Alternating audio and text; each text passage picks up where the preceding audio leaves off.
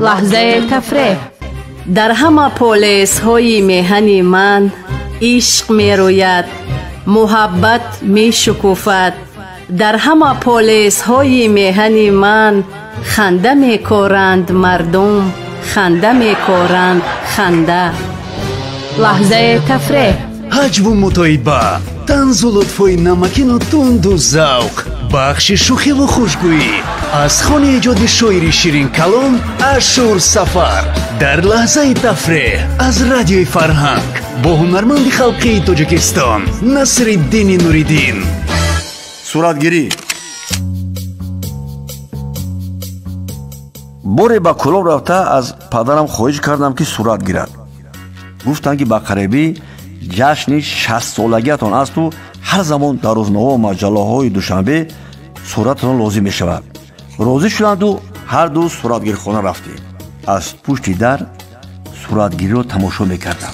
یک زمان دیدم که صورتگیر با آهنگ اعتراض با پدرم میگفت معلم تو کی خیلی خاکسارانه صورت میگیرید؟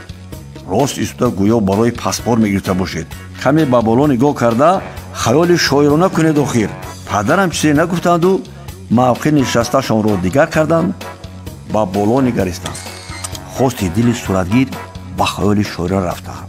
سپس وقتی که صورتگیر چیک کرده صورت گیرید از جا خسته یک خندیدند و حکایت کردند.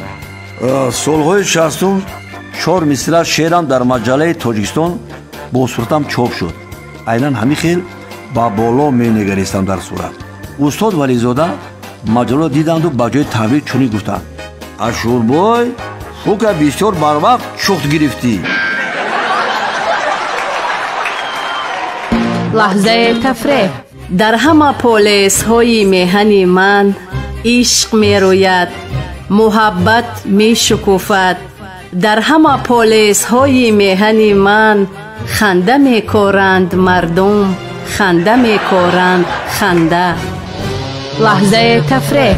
حجب و متایبه، طنز و لطفای نمکین و تند و ذوق، بخش شوخی و خوشگویی از خانه ایجاد شاعری شیرین کلام اشور سفر در لحظه تفریح از رادیوی فرهنگ با هنرمند خلقی تاجیکستان نصرالدین نوریدین.